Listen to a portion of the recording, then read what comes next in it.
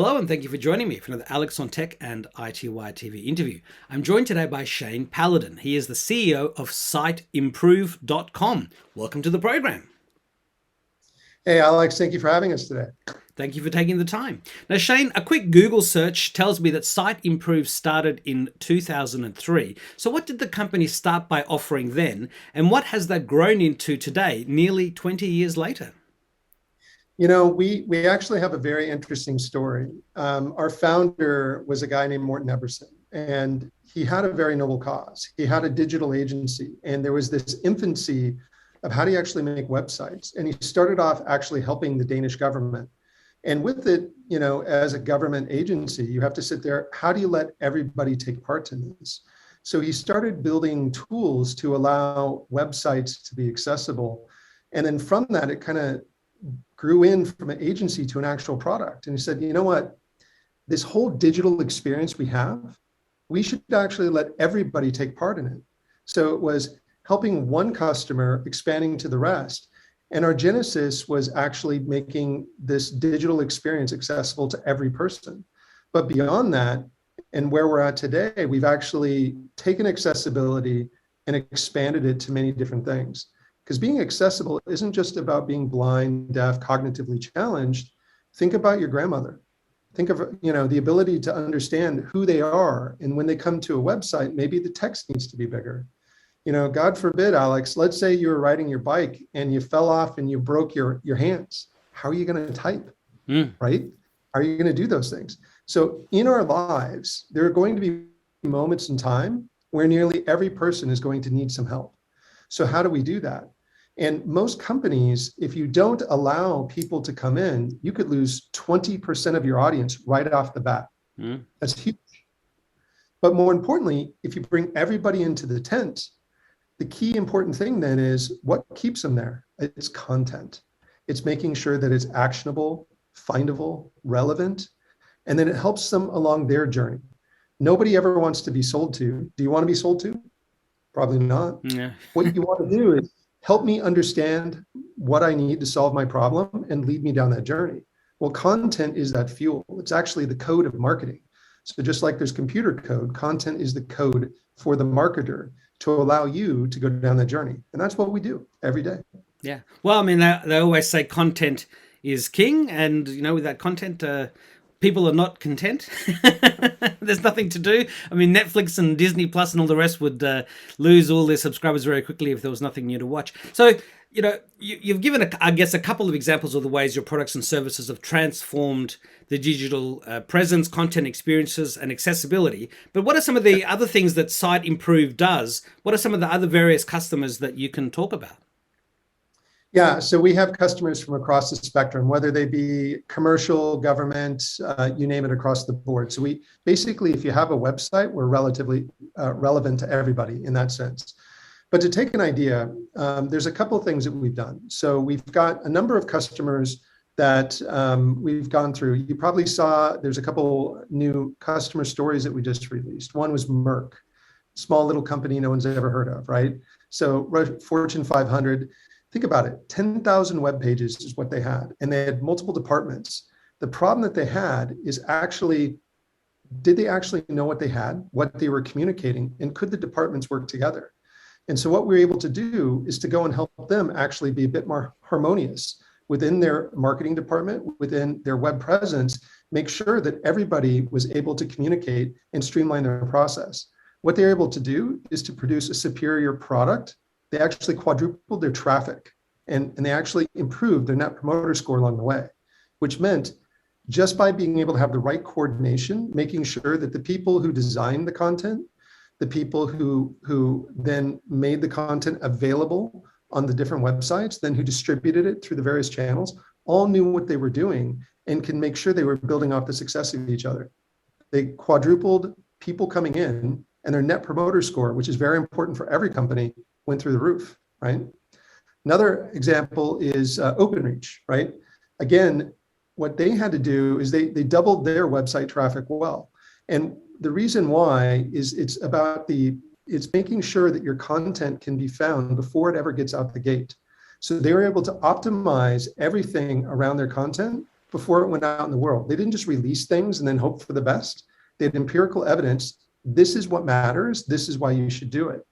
And what they were able to do with that is they saw a massive productivity gain across their team, roughly 20%.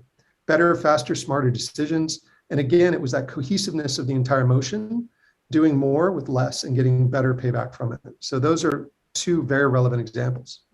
Yeah, it's incredible in how many companies the right hand doesn't know what the left hand is doing. I mean, it's, what you've explained to me is you'd think it's sort of simple stuff, but clearly with the complexity of today's websites and their far, reach, and there's so many different areas that companies deal with, it's amazing to think that companies need help in this regard, but they do, and you've got a thriving business from it. So Alex, I actually have one more use case. It's us. So we're actually going through a reboot of our .com right now. Mm-hmm. And we're actually standardizing on a new CMS player. It's amazing, has rich content. But even in ourselves, we had thousands of web pages ourselves. Mm. We're now getting it down to 800. And we'd like to get down to 400. Why? Because we're able to actually figure out what matters most. And we're able to get it crisp. And I don't know about you, you want to get to the point as quickly as possible. And that's what we're doing, is we're making sure that the user can actually hone in on what they need and they can get along in their journey quickly. And that's the point. It's don't distract you with things that don't matter. It's actually focus you on what matters most. Yeah, in Australia, we have a major telco called Telstra, similar to AT&T in the US, and they had something like a couple of thousand different products in various phone plans, and I think they brought it down to about 20, and that was a couple of years ago, and it made a huge difference in just being able to easily understand what plans are available and which is the right one to choose. But look, one of the things I want to talk about, I'm involved with the Australian Seniors Computer Clubs Association, which is the peak body for seniors in technology in Australia, in addition to being the technology editor of iTWire. And I always like to talk about how I'm a future senior. We're all future seniors as long as we get there. Yeah.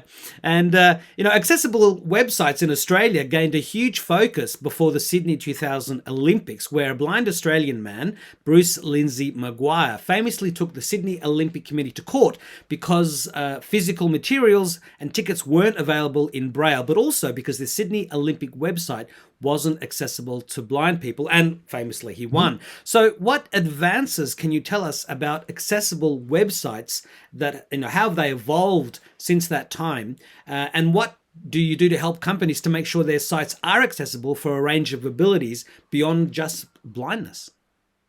Yeah, and this kind of goes back to the earlier point in that accessibility is often thought of things that you see every day. If you really look in society, there are many people with disabilities. Going back to the example, you may break your hands for a period of time, you are disabled, you will need help, right? How are you supposed to type if your hands are in a cast? That's a great example. Cognitive abilities, often you can't see if someone has a cognitive ability. They'll walk down the street, look just like any other person, right? What's important is there's actually a design ethos. And I think from the time of the Sydney Olympics going forward, there's been a lot of bodies that have come together and thought hard and deep about this. We're one of them. We actually are helping to shape where we go. We take an active role in participation in shaping the standards because we believe in it. And it's about taking accessibility and focusing on the notion that it's expanding, right? And today, the thing you have to look about, it's about the performance of it as well. The last thing you want to do is, if you're blind, for instance, is to have they may have a separate website for you that's reduced in feature. That's not equitable. Mm-hmm. Shouldn't they have a great experience as well? Just because you're blind doesn't mean you're taking part in this digital experience. And so for us, the future of this is content performance and accessibility need to come together. And it needs to adapt to you. It needs to adapt to where you are and where you're going. So what you're starting to see is there are a lot of cases, take the Sydney Olympics, where someone will buy a tool and say, hey, I want to buy a tool to say I'm compliant with being accessible. But did it change anything? No. It's about changing the process. It's about making everything accessible. And there's a profit motive to it. And this is the part when I talk to chief digital officers or I talk to chief marketing officers, everybody wants to do the right thing, but there's always 15 other competing priorities. The easiest way to help people make things more accessible is to understand it's good business. Don't you want more people in the tent? Don't you want more people to experience your company, your goods, your services, the amazing things you produce? Then accessibility is the key to getting that bump of people in the door. And the thing you have to understand is people that have some of these physical or cognitive limitations are fiercely loyal, far more loyal to brands than, let's say, someone who doesn't have that same experience. And so you can have whole communities coming to you. It's a whole new pocket. So if people really think about it, it's just good business to do it. And what we're starting to see is accessibility is integrated into the design. As you're actually writing the content, thinking inherently about what are the right words that we have to use so they get up on a natural ranking for your organic search. And then as we structure this content, is it good for a screen reader for someone who's blind? Is it positioned in the right way where effectively somebody who has red, green, colorblind can actually see things, right? There's all these other design elements. Matter of fact, it's pretty darn hard to produce content really well today. That's where we come in. We help you understand, here's how you make your content performant. Here are all these issues. We help you sidestep that. So for us, it's about moving it left in the process. Again, it's that code concept. Your content is code. You don't want to release bugs into production. Why would you release bugs in your content into production? It's the same process. Yeah, and I liked when you said that, technology, it shouldn't be humans adapting to technology. It should be technology adapting to humans, whatever their abilities are. Yeah. Now, accessibility also got a massive boost with devices like the iPhone that transformed a flat piece of glass with no buttons, because in the past everything had buttons, into an incredibly sophisticated accessibility enabled experience for people with virtually any level of accessibility in ways that were previously vastly more limited in the pre-digital era. So does Siteimprove also have an app improve division? And if not, are you planning one? Yeah, so our perspective is we're kind of ubiquitous with content. Our content does flow into many devices, could be your Apple iPhone, could be all of that. What we're not doing per se is going in today into, let's say, your favorite app that you have on your phone and helping people, just because if you take a look right now, there's a huge effort underway to reduce the amount of devices that go into your phone. They're standardizing, right? Apps are kind of a few generations behind, where all the technologies, all the platforms, it's really hard. And I think in a couple of years, we'll get to some better standards, and you can apply a lot of the principles that we have there. But effectively, what we've done is we've abstracted ourselves from the icon of the app, let's say, but it is the content that goes into it. The same relevant content we can help go out. And if it's surfaced through Safari, you name it, or Chrome, whatever it may be. We're live on iPhones all day and Android. We're okay with that too.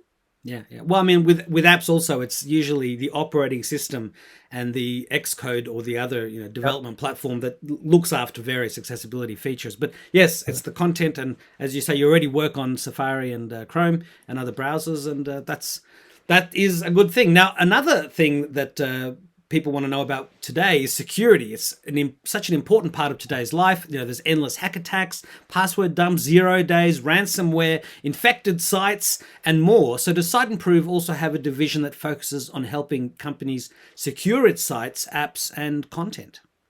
So that is a whole different domain, and that would be a whole separate company. So the good news is what some customers use from us is our data, right? If you think about your content and the content lifecycle, we actually understand how people engage, the performance of it through all those steps. There are times where that data can be relevant to a security team and what they do. So of course, we have an open platform. Customers can take the data and use it as they wish. And there are some that have looked at behaviors of things to do it. As far as us being a security company, that is a whole different company, whole different domain. We're happy to support it. We ourselves, we spend a lot of time, effort, and energy making sure that we're highly performant and highly secure. Matter of fact, we continually invest in our infrastructure. And trust me, hackers are out there every day, all day. Yeah, absolutely. Now, another aspect of getting older is the desire to use dark mode. I used to consume a bit too much sugar, and so it's sort of affected my eyesight a little bit. Things that are a bit too bright are, Yep. I'm always sort of darkening things. So I was wondering, are you implementing a dark mode on your own site? Because I couldn't find one, and I noticed that some sites will follow that lead from the operating system, and others don't. So, I mean, is that something you've got to implement with the new CMS that you're plugging into? Yeah, it was, so it's on the roadmap. I don't have the exact timeline there, but it's something that we've talked about. I think for us, what's most important is we're going from that journey from going to thousands of web pages down to the few hundred that matter. Once we get to the few hundred that matter, then we'll take a step back and then do the beautification around the design piece. Yeah. So that's kind of our ethos and what we're doing there. Yeah. Well, I mean, and the only other thing I'd suggest, I mean, I use the smart invert feature on my iPhone a lot, and I use it on Android devices as well. Sometimes the colors that it inverts to are unusual. So definitely get your designers onto checking all those different things out so that when you invert, it's looking good as well. Siteimprove is now a global company, and it may surprise some viewers and readers that the company opened its Australian offices in 2015, nearly 7 years ago. So can you please tell us about some of the Australian companies you count as customers and their successes? Yeah, Alex, we've actually been quite busy that entire time. We have nearly 50% of all the universities in Australia, like Deakin University, for example, 5 of the 10 largest Australian banks, Kudos Bank, for example, and then Beyond Blue as well. But it goes beyond those three that I just named. We're actually pretty pervasive across the fabric of Australia, but there's more work to be done, and we're happy to help. The thing that we look at with Australia, and you know this better than most, is most people think Australia is Australia, and that's not the case. There's 5 Australias within Australia if you really think about it. And so what's important there is the ecosystem, right? So what we're doing in the evolution of our business there is getting extremely aligned with the ecosystem. How do we service state-owned enterprises? There's a number of them in Australia, right? Mm-hmm. How do we go after the Australian companies? How about the MNCs, the multinationals that do there? Now, the one thing I do have to understand is we need to invest more in Australia, mainly because it is the land of the flat white. And I have no understanding of why the rest of the world can't get on board with that. Alex, if you can help me understand that, then I think, I can definitely make it down there and we can figure out how to grow our office there. But we're growing by leaps and bounds, right? We've got hundreds of customers and millions of dollars of business there, and it's only growing.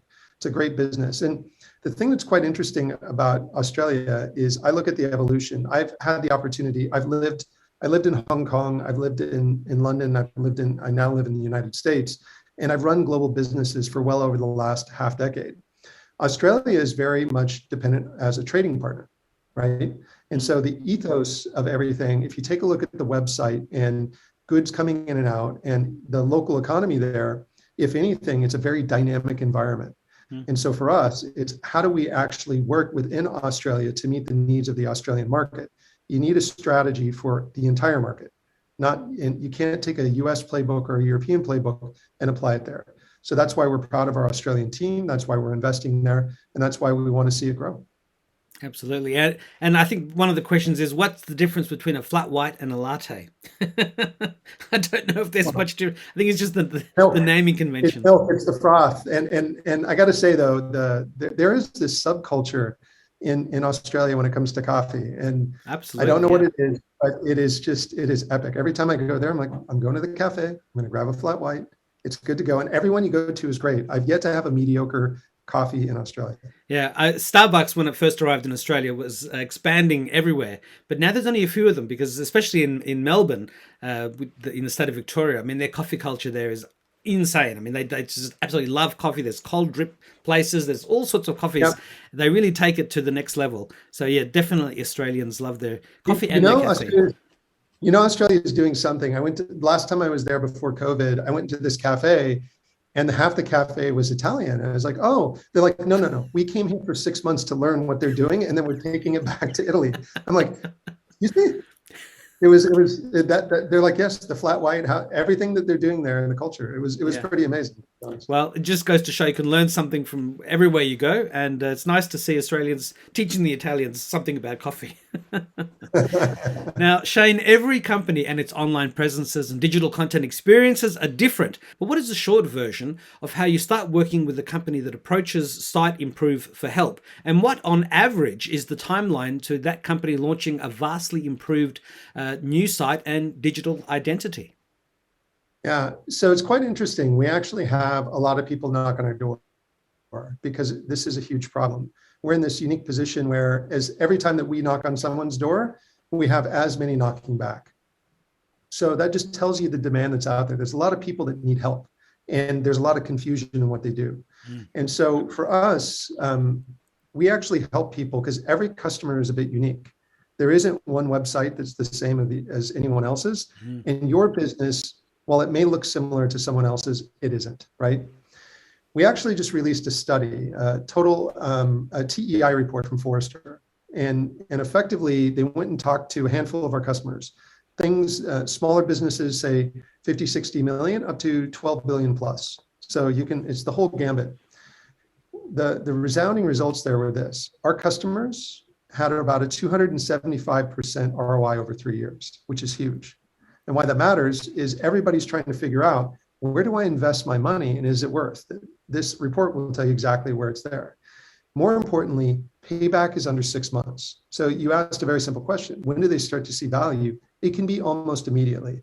But you have to understand, accessibility is a journey. Content performance is a journey, and it never ends. And that's part of the issue is when people think of it as a moment in time, they kind of see this blip, but they don't see that it'll continue to go on. So consistently, you have to ensure that everything you do is accessible. You have to ensure that your content is performant, both for organic and inorganic search, right? Or you can end up spending a lot of money and have a lot of pain.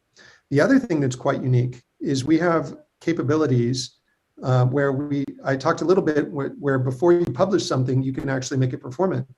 But what happens when you have something out in the wild? Let's say you've released something out there and you want to pull it back. Do you really know what it's going to break? And so again, a lot of the customers you work with, they come in and they say, we need this performance thing, or they go, you know what? We removed this PDF document. We didn't realize it was referencing 500 other things. And then all of a sudden, we fell off the front page of Google. What do we do? So we have the capabilities as well to go out there and help people understand the risk that they're going to have if they make changes out there. So again, it's that full life cycle. You have to be present across the whole thing. And then effectively, I think everybody here, we just on a daily basis want to help customers create better content, reach a few more people, make their sites inclusive, and drive more conversations. Because at the end of the day, every company, or in a lot of cases, think about your government institutions through this COVID experience. If you want to find out information about COVID, you probably don't want to have to click 19,000 things to get there. You want to make sure it's relevant. You want to understand how you perform and make this thing relevant to the users that are coming in. That's where we can help. So there's a noble cause behind it. But the good thing is you can take this very noble cause and we can help companies increase their profits and control their cost at the same time. And that Forrester report that you mentioned, is that available publicly? You bet. You can download it right on our website. Well, I'll include a link to that report in the article that accompanies this video. Now, Shane, your bio states that you most recently spent half a decade at SAP, and before that you worked in companies in Europe and Asia and North America. You mentioned London and Hong Kong, as well as working to advise startups. So can you please tell us a bit about your history in the world of tech and the journey that led you to fulfill the destiny of your family name to become the CEO and leader of an important company like Siteimprove? Yeah, so it's, I've had a fun career, and I guess I've always been kind of a growth guy. I've always taken opportunities to go and learn new and exciting things. My career actually started in the United States military, and it was a humbling experience. It taught me leadership, and it very much taught me about innovation, because I'll tell you, you get a group of people together and you got to figure something out, you come up with innovation pretty quickly. I transferred that into the digital world. I was part of a team and took a company and had a very successful exit. I went to SAP not once, but twice. I was actually a boomerang there. I learned so much. I took those things, applied it to growth startups, had successful exits there, went back, and I was able to run, my last job was a very big business running about 25% of the revenue and the people of the company. Why I came to Siteimprove really had to do with purpose. And, if you really think about it, every day, many companies say they're out there making an impact on the world. We do. Every day, there are millions and millions of people that have a better life based on the product that we have. And for me, I want to be a part of that journey. And I'm not okay with millions of people. I want billions of people. I want every person to be able to take part in this. And that, to me, that purpose-driven piece is amazing. And we're a very large company. We're 100 million ARR, right? That's not a small company. And we have the potential to be many times that and do it in a way that has purpose and touches so many people.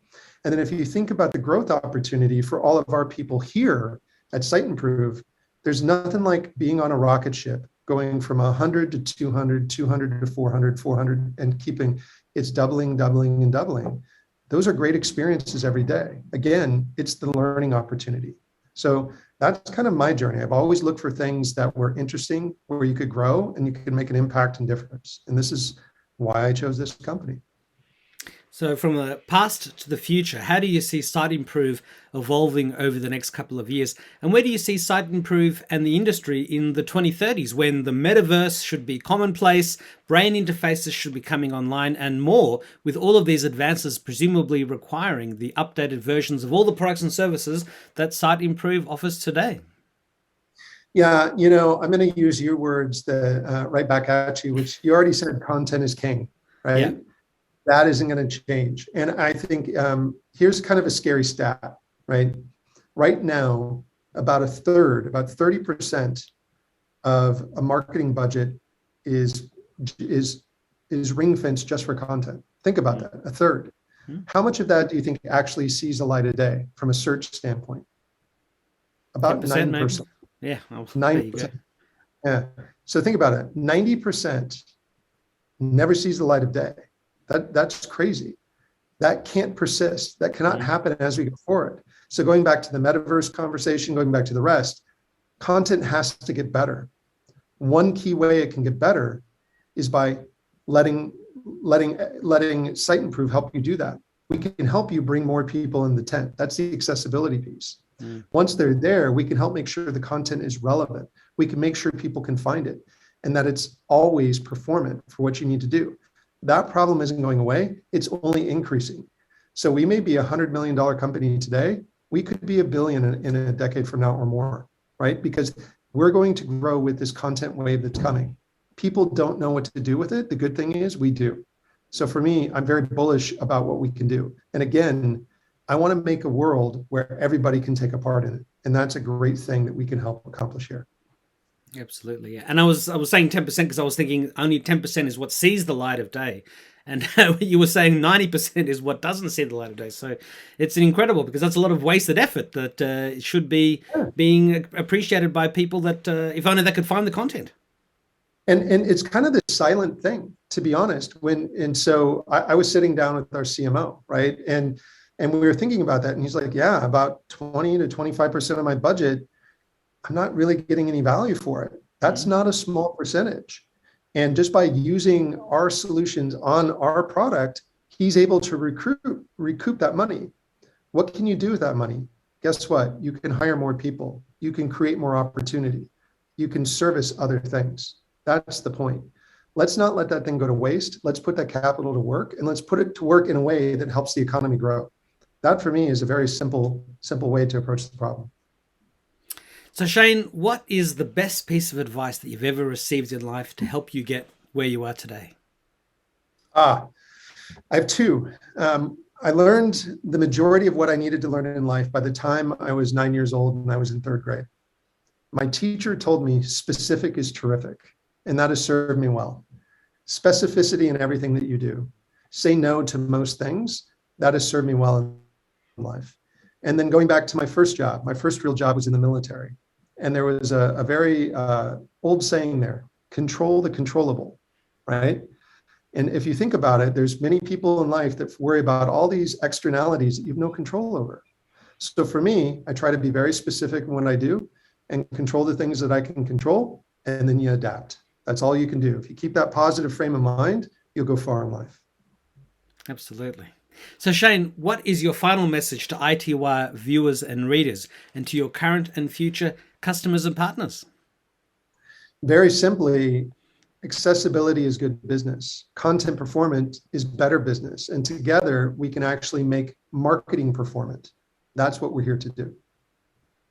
Well, Shane Paladin, CEO of Siteimprove, thank you very much for taking the time, and I wish you the best of success for the future. And I hope to meet up with you when you come down to Australia. I will. I'm looking forward to the flat white. Thanks, Alex. Absolutely. Thank you. Bye-bye. Bye-bye.